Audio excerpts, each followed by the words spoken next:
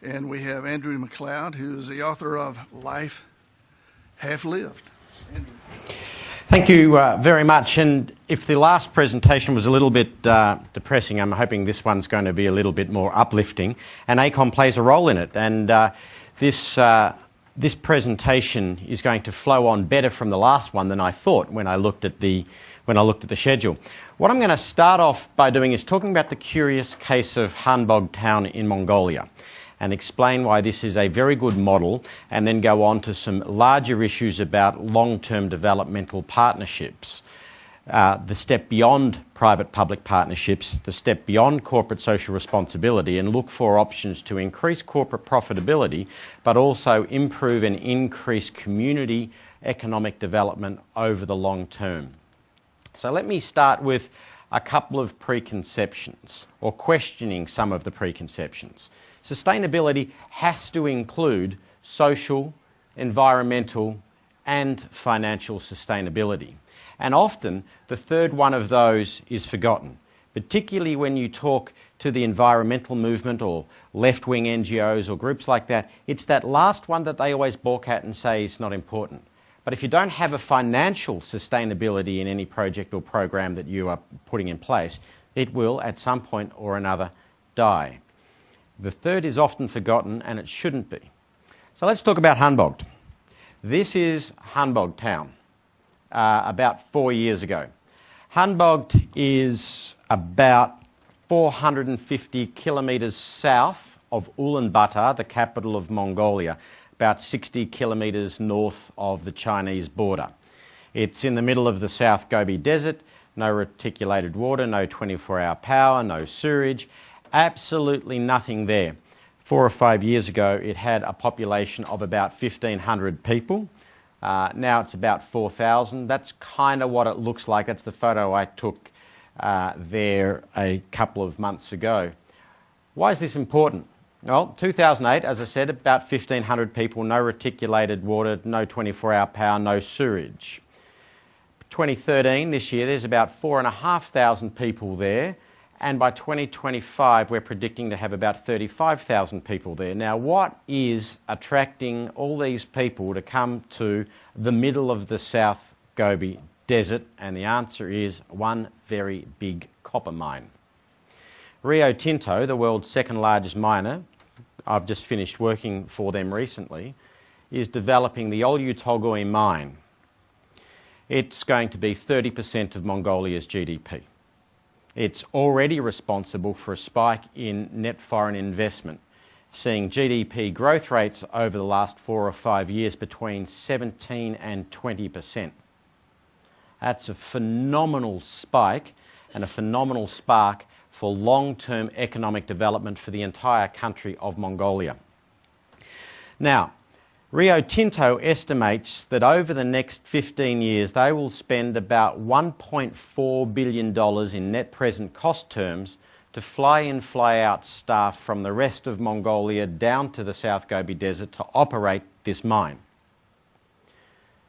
There is a need to house an increasing urbanised population in Mongolia in general, and there is a need from the corporate perspective to somehow reduce this $1.4 billion in net present cost. That's a lot of money to fly in, fly out staff over roughly a 15-year period. So there is an economic imperative for Rio Tinto to develop what they hope will be Mongolia's third or fourth largest population centre, but its most sustainable town. The old model of doing it would be to build a mining town. Put a fence around something, this is where workers live, they come in for shifts, they go back away, and you know that when the mine closes in 50 or 100 years' time, the town will die. There are plenty of experiences, particularly in my home country of Australia, of exactly that, where mining towns have died. Plenty in this country too. But just as importantly for the company, there is huge long-term operational expense in a mining town. You build a mining town and you pay for the sewage, you pay for the water, you pay for the electricity, you pay for the schools, you pay for the hospitals. That's not actually a long-term financially sustainable way of doing things. So it's the new model, a new experiment.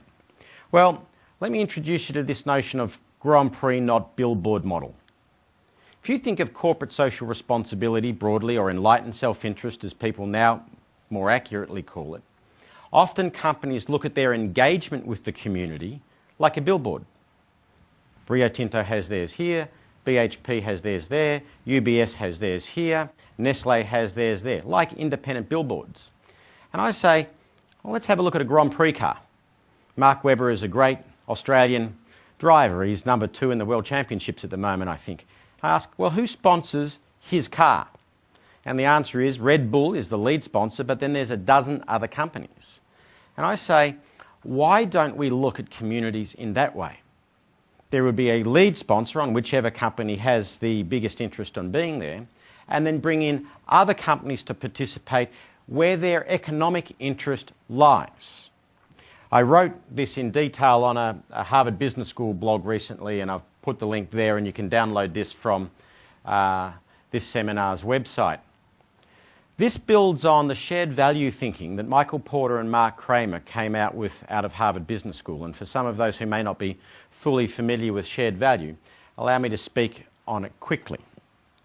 Shared value is the concept whereby you can get net benefit to the corporation and net benefit to the community out of the same events. If you design your impacts well, it's not a choice of either improving profitability or improving community benefit. You can do both. And let me talk about Mozal in Mozambique for just a second as a way to demonstrate that. And I'll talk about BHP Billiton, the world's largest miner, the competitor company to the one that I worked with. BHP Billiton runs an anti-malaria program in Mosul, Mozambique, where they have an aluminium smelter. They have reduced adult malaria infection from 92% of the population to 5.6%. It is the most effective anti-malaria program I have ever seen, and I've spent a lot of time working in the developing world.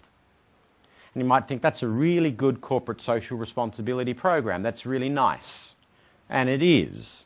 But the improved community health has also reduced absenteeism in the workforce from 22% to 2%. That's increased the productivity of the aluminium smelter by an amount higher than the cost of the program. In other words, the anti-malaria program is directly, measurably profitable. Why is this important? In the old days, if you were doing something just out of the goodness of your heart, corporate social responsibility, corporate philanthropy, and you had some sort of financial crisis triggered by, I don't know, the collapse of the US housing market, you might be tempted to cut the project. In fact, you probably would. But if you've tracked this project further downstream and shown that it's directly measurably profitable, will you cut it? And the answer is no. There is no chance in hell that BHP Billiton will cut the funding to the anti-malaria program because it's profitable for them to keep it. And here's an interesting challenge. Many in the left-wing community are very uncomfortable with that. And they say, but the company should be doing it just because it's the good thing. They shouldn't be doing it for profit. And I'm like, well, the fact that they are guarantees the long-term sustainability of the project. Improved community health, better education in the community, better long-term employment in the community, and better return to shareholders in the corporation. What's wrong with that? But let's then take that the next step. How else can you do things like that in a shared value context? And that anti-malaria program in Mosul is the best example on a small scale of shared value that I've seen. Let me talk about Peru. In northern Peru, Rio Tinto, the company I did work for, is developing a new mine around a village called La Granja. And Rio Tinto has given funds to the local community to hire lobbyists to lobby Rio Tinto. And some people have said, why the hell are you doing that? Why the hell are you empowering the community to lobby against you? And the answer is this. If the community feels disempowered and down the track the only option they have is to blockade the access roads to the mines, which is a standard course of conduct around other mines in Peru, it costs more than $1 million a day in shutdown costs. So if the company spends a couple of $100,000 a year to empower communities to actively represent their views, and the company listens to those views and responds, a couple of $100,000 investment per year reduces the likelihood of $1 million per day shutdown if the communities feel that they're not being listened to. And when you look at it through that corporate, what makes financial sense mindset, it's a no-brainer. Are you going to do a $200,000 a year investment to avoid $1 million a day cost? Absolutely. You'd be crazy not to. They're two very different examples of looking at communities in a different way. But let's go back to Mongolia. Let's bring it now back to the Grand Prix, not the billboard, and let's talk about multi-sectoral partnerships to spread financial and cultural risk, and how do we bring this to the curious case of Khanbogd town. Now, this is where we hope Khanbogd will get to by 2035. This is an urban plan done by AECOM with the help of the national government and the support of us. The Google Earth picture I put up before is just that little corner bit there. So this is an enormous amount of development that's going to happen in Khanbogd over the next period. Let me just go back a second, sorry. Now, what's the approach we're taking? We're not going to do a mining town, so what are we actually going to do? Well, we've brought in AECOM, we've brought in Nestle, we've brought in BASF, we've brought in a number of other companies, a number of Mongolian property development companies, for example. There are 62,000 apartments currently under construction in Ulaanbaatar, let alone the rest of the country. And we've said, rather than coming to Rio Tinto, or Rio Tinto has said, I should say, rather than coming to Rio Tinto and building a mining town for Rio Tinto and Rio Tinto writes the checks, think about it this way. That's going to be Mongolia's third or fourth largest population centre. It's going to be its most sustainable town, but it's also going to be one of the most wealthy towns in Mongolia because we know what most of those people there are going to earn because it's Rio Tinto's salary scales. So rather than turning up to the property development companies and say, build me an apartment block, we can turn around and say, here is a market. This market's going to exist by the year 2025. How about you exploit that market like you do in any other area? Same with a water company, same with a power company, same with those who build roads. And we start to look at this and say, can we sit together as the private sector and come up with a way in which we fund the building of a town because it's the building of a market? Now, I've got to tell you now, whenever I give this presentation, I sound more and more like the love child of Newt Gingrich. But I come from a left-wing background. Now, I used to be involved in Australian Labor politics, and I believe in this stuff. Because by pulling in different companies that represent different sectors, you know, one of the problems in the mining world is we always bring other mining companies around the table and say, wow, how can we collaborate? That brings a whole bunch of people with the same skill set. If you look into other companies and you build a partnership with other companies that might be interested in exploiting a market, you bring other skill sets to the table in which you exploit a long-term development in the community, and it's in your financial interest and your corporate interest to make sure it is sustainable, to make sure it's equitable, because that's what will create the market. Now, how do I know that?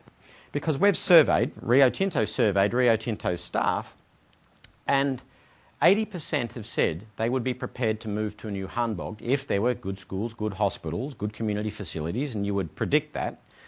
But the most important thing they identified as a reason to want to move was a diversified economy that would allow for spousal employment. Interesting. And logical when you think about it. That then puts an even bigger incentive for Rio Tinto to bring other partners to play. Because if you built a mining town, you are not going to have a diversified economy. If you encourage property developers to invest, they're going to need to set up offices. Water companies are going to need to set up offices. Supermarkets, schools, shops, all of that sort of stuff will need to come. So, Rio Tinto estimated that it's about $760 million of capital expenses will be needed to build this town. Rio Tinto, looking at it purely in a mathematical sense, $760 million of cost versus a 1.4 net present cost if we don't build the town and you continue to fly in, fly out staff. You could mount You could mount an economic case why Rio Tinto could spend $760 million to save $1.4 billion over 15 years. You could. But if you bring in the other corporations, if you bring in the property development companies, for example, $330 million of that $760 million is estimated to be the cost of the residential requirements, and get them to invest. They take the capital risk. And just as importantly, the cultural risk. Now, Rio Tinto could build a town there. It would likely be an Australian town, because most senior executives in Rio Tinto are Australian. Indeed, the first master plan that we had was not done by AECOM, it was done by a Canadian company. And it was done without consultation with the community. And they showed me this beautiful plan, lovely roads. And the bit that really got me was these 3-lane roads with beautiful cars driving up and down, a line of car parking either side, and then a buffer for bicycle paths and then footpaths. And I thought, that's wonderful. I'd love that in Melbourne. But the last time I saw a kid riding a push bike in the South Gobi Desert when it's minus 48 degrees Celsius in winter was never. So it was the classic case of ditch it. And we had the national government, the regional government and the local government all having different master plans for Khanbogd. So we took the power, or Rio Tinto took the power of the chequebook and said, we're not going to put a single cent into this until there is one consolidated master plan that all levels of government and the private sector can buy into. So the Asian Development Bank funded AECOM to come in and come up with that. Asian Development Bank decided they want to because we put pressure on the Asian Development Bank to do it. So suddenly a new master plan has been drawn with the agreement of all 3 levels of government, and we needed, from our corporate perspective, that to be done, and it cost us $0 to have AECOM do that plan because it was funded through the Asian Development Bank via the government. Now, this starts to think really smart. I estimate that when this is built by the year 2025, Rio Tinto's contribution to the capital of that will be somewhere around about $100 million. It'll be the funder of last resort. The funding of the things that there's not a market case to fund, and there will be some of those. And that $100 million will probably be funded out of a discount to future tax flows or a discount to future royalty flows. So you could have done the easy way out, the old way of building a mining town. You could have turned around and said, $1.4 billion and cost $760 million to build a town. Yep, that makes sense. But by building partnerships, not only will someone else take the cultural risk and someone more culturally appropriate, i.e. the government, someone else take financial risk, i.e. the Mongolian property development companies themselves, we will get, or Rio Tinto will get the town built for around about $100 million instead of $760 million. Now, isn't that a no-brainer? But it takes patience. It takes the ability to go out there and build partnerships, genuine partnerships, based on a common vision, which is why it was important to get the 3 levels of government to sit together, and the common vision was simply Mongolia's 3rd or 4th largest population centre and its most sustainable town. Because that's what makes financial and corporate sense, just as it does economic sense in the broader term, just as it does environmental sense, and just as it does in social sense. This will have the best schools, the best hospitals, the best water and the best sewage in Mongolia.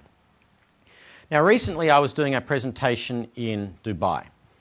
There was a global meeting bringing together the whole humanitarian world, looking at better natural disaster response. Now even though I worked for Rio Tinto, most of my life has been in the humanitarian world.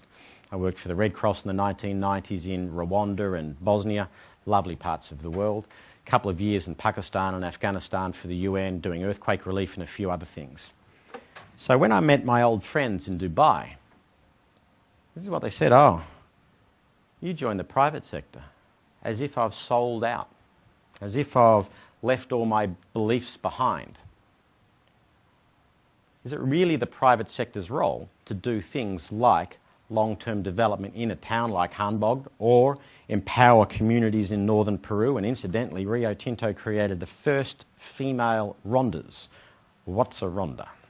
Well, in northern Peru there is no operating local government. The old traditional local governance mechanism was a thing called the rondas, where the men of the villages got together and decided what was going to happen. And the woman that runs the community engagement for Rio Tinto down there just went, well, let's have some women's ones as well. So we funded women's ones. It was a no-brainer for us. I mean, you've got to listen to all sides of the community. And then someone said, you do know you've just created the first women's rondas in Peruvian history. We're like, oh, no, but shit, that's good. So we did. Is it the private sector's role to do this, or are we just getting carried away being nice? Let me give you some interesting data. The United Nations Development Programme, the organisation we rely upon to bring the world out of poverty, has core funding of $1 billion a year to bring the world out of poverty. They've got a little bit more than that in non-core funding, which is voluntary contributions by member states, but it's core funding, the stuff that member states have to pay, is $1 billion a year. Yet the world still has poverty. Someone said it yesterday or today, you know, the definition of Einstein's definition of insanity, doing the same thing over and over again and expecting a different result. Now, I really like Angelina Jolie. I worked with her in Pakistan as part of the earthquake relief, and she's really, really smart. She reads well. She's a very good ambassador. But when she and Brad Pitt say we need to double foreign aid, for me it is just the definition of insanity. I mean, how many more billions can we throw into the Democratic Republic of Congo and see that it will stay poor because the root cause of the problem is not a lack of money? $1 billion. $1 billion. First, it used to sound like a lot of money until we put T in front of things after the global financial crisis. But let me put it in perspective. Last year, Rio Tinto spent $200 million per year on community investments, on old-style corporate social responsibility. And it spent $900 million on Indigenous salaries. That's $1.1 billion. That's more than the UN Development Programme's core funding to bring the entire world out of poverty, and one corporation has spent more than that just in corporate social responsibility, old-style stuff, and Indigenous salaries, which, by the way, is the most important part for economic development, because if we want to bring the world out of poverty, the end game for every developing country should be people have a job and pay tax to a responsible government that uses that tax to build hospitals and schools, because that's what we rely on, or that's what we assume our governments do in the United Kingdom, United States, Australia and other places. So that should be the end point. So surely the most important part of bringing the world out of poverty is a sustainable salary. That's interesting. Rio Tinto spends more than the core funding of the United Nations Development Programme. Yet some think development is not the role of the private sector. Bizarre, isn't it? Let's look at some more data. Let's look at some more statistics. If my clicker works. There we go. The top 100 companies in the world spend $15 billion on old-style corporate social responsibility. That's not shared value. That's not including Indigenous salaries. And surprisingly, that is just above the entire budget of all of the United Nations system, including all peacekeeping and all security affairs, out of only 100 companies. When you look at overall capital flows from OECD countries to the developing world, that's pre-GFC data and GFC data, so it's best to go back to the pre-GFC data. That's more the standard. The really interesting thing, 52% of capital flows from OECD countries to the developing world come through the private sector, 23% come through remittances. That is, your Filipino nurse sending money home, or your Mexican gardener sending money home, or what have you. Only 17% comes through official development assistance. That's really interesting data. Why is that so interesting? Because we have always assumed the big player on the block is the aid world, is the UN and the big NGOs. We've always assumed, and certainly the lexicon of language out on the street is they're the people who are responsible for it. But if you look at capital flows, not only are they not the big kid on the block, they're actually the small kid on the block, a long way behind the private sector. Let's go back to Mongolia for a second. It's in Rio Tinto's interest to build Mongolia's third or fourth largest population centre and its most sustainable town, because they will save money on fly-in, fly-out costs. It makes economic and business sense. I think we're in a really interesting point. This is why I'm optimistic rather than the pessimism of the last one. Oh, my picture hasn't come up in the right point. Oh, well, I'm going to have to explain this convergence point better. There's a three-way convergence point happening in the world today. And convergence point one is what I call a growing awareness of the inefficiency and ineffectiveness of the aid and development world. You have books like Dambisa Moyo's Dead Aid coming out, really exposing that. Hate to plug it, but I'm going to. A Life Half Lived, and I'll put it up later, goes through a lot in the second half about why the aid world not only doesn't work, but is designed not to work. It took me 15 years in that world to realise that. Not only does it not work, it's designed not to work. And more people are becoming aware of that and starting to question how our taxpayer funds and our donations are used.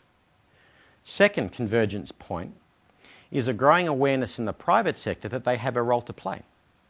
And taking on projects like building Khanbogd town, or building Peru's first female rondas, or creating the world's most effective anti-malaria program, because it makes business sense to do so. And the third convergence point is Generation Y, who are demanding social outcomes as part of their work, not just financial outcomes. This is manifesting itself more in Australia than in other economies at the moment. And I'm not saying that just because I'm Australian. It's because Australia didn't have a recession during the GFC. We had 1 quarter of negative growth. We're still plonking along at 2-3% growth, 5% unemployment and low interest rates, which means the greatest problem that recruiters in multinationals have in Australia is you can no longer hire and fire the best quality graduates out of university. In Australia, the best quality graduates hire and fire their employer. If the employer is not good enough, I'll fire my employer and I'll go and get another one. Now, that's certainly not happening in Spain and Greece at the moment, very different economic realities. But one assumes as the United States recovers, and one would hope as Europe recovers, that sort of dynamic will manifest itself in these economies as well. So the companies that understand that three-way convergence point, growing awareness of the lack of effectiveness of the public sector, growing awareness of the role of the private sector, and understanding the demands of Generation Y to have a social outcome as part of their work, the companies that understand that convergence point the best will have a global leadership position for half a century. BHP, Rio Tinto, Nestle, BASF, AECOM and others just happen to be very, very well placed to be able to do that.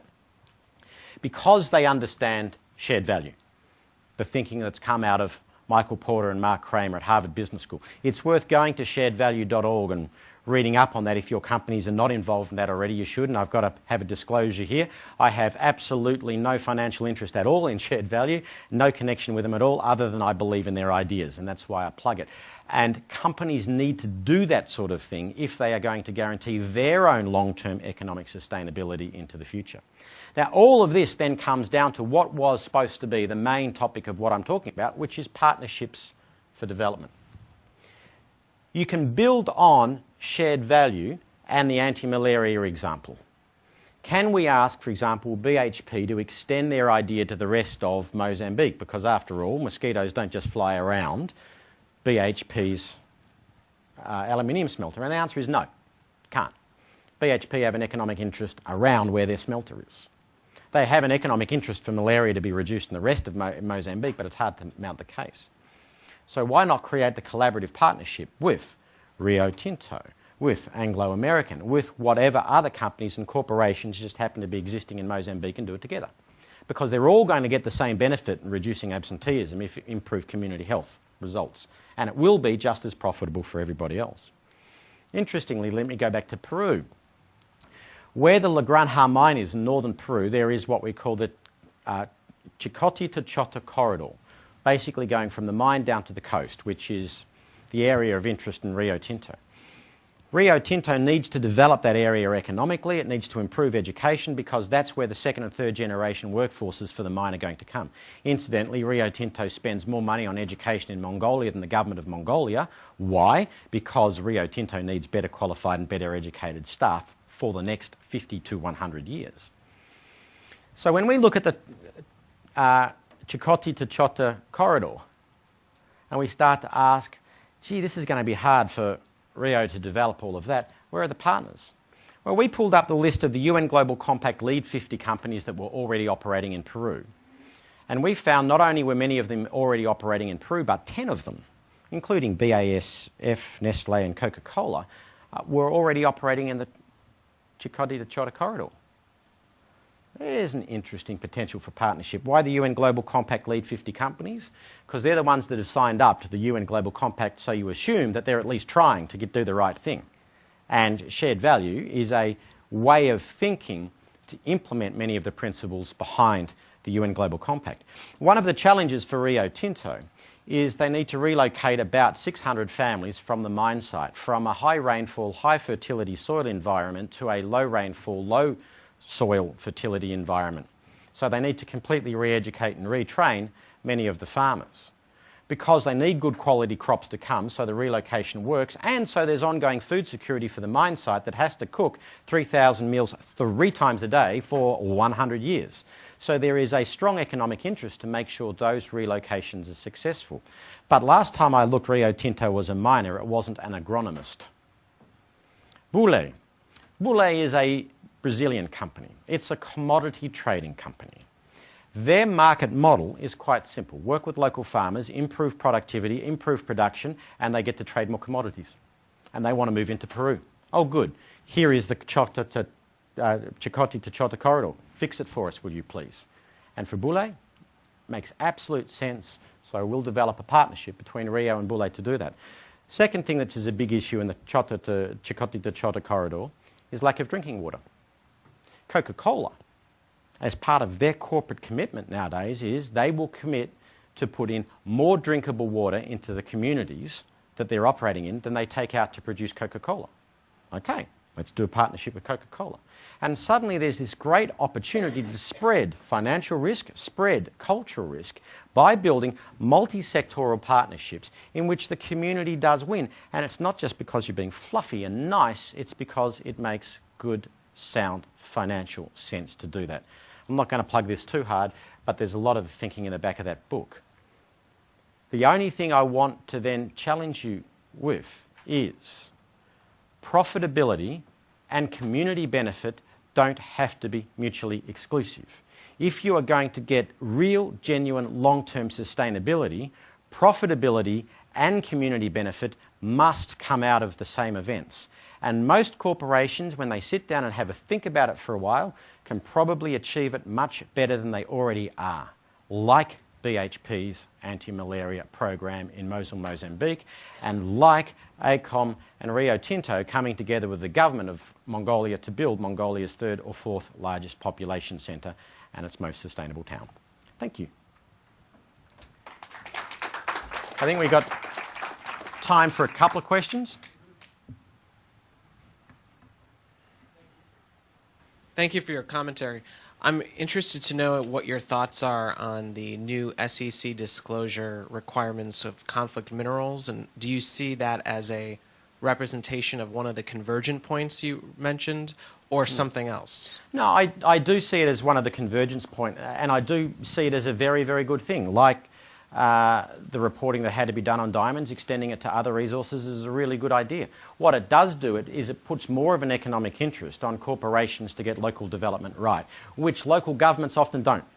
You know, we make a mistake in the West. We look at our governments, Conservative and Labor in the UK, Labor and Liberal in Australia, Republican, Democrat here in the United States, and we assume that our governments try to do the right thing by the people, or they get tossed out at the next election. And we transpose that assumption onto developing economy governments.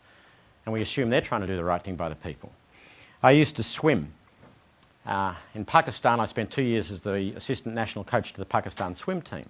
The junior foreign affairs minister was also a swimmer. We'd trained together. We got to the end of the lane one day. I asked him, I said, why are you involved in politics? He said, same reason as everybody else. I'm here to protect my family's land interest. Not even trying to hide it. Spoke to the finance minister in the Philippines when I was working there. Why are you involved in politics? Here to protect my family's financial interest. And if you ask yourself, is it in the ruling elite's financial interest or family's land interest to economically, socially or educationally empower the poor? The answer is no. So they don't. Yet we try to put a lot of our effort through international aid, through host governments, assuming it's going to be the right thing. SEC rules now will put more pressure on corporations to step in and do what the governments are incapable of doing, which is proper regulation. Another question. Wait for the mic to come down. Thanks for that. Appreciate it. I believe in this whole concept of shared value pretty strongly, and I think it's a really good example that you presented us. But I do have a question and a little bit of a concern that maybe you can shed some light on. And it's twofold. So at the end of the day, it's still a copper mine, right? Very environmentally intense. And it's also encouraging growth in the city, in the desert. A little bit of a Las Vegas, if you wish. Are those two, inherently sustainable in the long term? Are we just doing something that is inherently fairly destructive, but doing it a little bit better? So less bad? Or do the positive elements outweigh the negatives? Two very good questions. Let me take the first one first. It's a copper mine. You can't pretend that a copper mine in and of itself is going to be an environmental benefit. It never will be. It's going to be an environmental negative in and of itself. And the challenge for anyone operating a mine is to make sure it's got the least harm possible. But we broaden it out a little bit further. Do we believe in electric cars rather than petrol cars? Well, yeah, we do. And electric cars take 4 times as much copper as a petrol car. Do we believe in wind farms? Yeah, we do, and they need more copper. Do we believe in solar panels? Yeah, we do, actually, and they require copper. In fact, copper is the world's second best conductor of electricity. The best conductor of electricity, silver, is even harder to find. So the world needs copper if we're going to have increasing sustainable development in higher electricity usage, wind and solar and alternative electricity usage than we do for fossil fuels. So there's two sides of the equation. Is the big hole that we're about to dig in the ground in La Granja a bloody ugly hole? Answer, yes. Is it worth it because the world needs copper? Well, yeah, if the company builds that big hole with the least possible impact. Then coming on to the second question, are we building a town in the middle of the desert? Have you ever been to Salt Lake City? Briefly, yes. Right. Salt Lake City is built on two things. One, Mormonism, and secondly, the Bingham Canyon copper mine. The Bingham Canyon copper mine started operating in 1919 with a 20-year life expectancy. It's owned by Rio Tinto, and it's still operating today, and they're just announcing another development that will extend its life for 20 years. Compare that to the town of Superior in Arizona. Superior is in the middle of what's called the Copper Triangle. There's a whole bunch of old copper mines that used to be in Superior, and they keep on dying, and Superior keeps on dying. So there are your two choices. You can develop a long-term sustainable city if it's your vision from the start. Rio Tinto is responsible for building the first public transport in Salt Lake City. The Utah Mums for Clean Air drive in their big V8 SUVs all by themselves to their protest meeting about air quality, and Rio Tinto is building public transport. So let's not talk about the hypocrisy of some people in that. So yes, it can be a long-term disaster, or it can be a long-term benefit depending on how well you plan it from the start. That's where AECOM's work with us in Mongolia was very good, because we sat the government of Mongolia down, and it took the private sector to do it and say, this is what the vision has to be. It has to be a town with a diversified economy, because that's what our staff demand, and that diversified economy will allow for a town that outlives mining. Salt Lake City is one example. Another example is my hometown, Melbourne. Melbourne, in Australia. In 1835, when Melbourne was first founded, you couldn't get further away from anywhere of any importance at all on the planet than Melbourne, the southern part of Australia that no one had settled. By 1852, 17 years later, it was the world's richest city by head of population. Why? We had a huge mining boom, gold rush like in California, and Melbourne became Australia's largest city and has been voted the world's most livable city 1999, 2010, 2011, 12 and 13, and never been out of the top 10 since the world's most livable cities process was started in the Economist Intelligence Unit. How did you go from the world's richest city by head of population in 1852 on the back of a mining boom, where mining was responsible for 99% of the economy, to the world's continually voted most livable city, where mining is about 5% of the economy? And that is a long-term transition and economic diversification to build other things in what was then one of the world's most remote parts of the world. So could you, in Mongolia, create what is in one of the world's most remote parts of the world, a long-term sustainable, genuine global city in the long term? Yes, you can. if that's your vision, because guess what? Mongolia's done it before when they ruled half the world. I think we're going to have to finish. Thank you very much, everybody.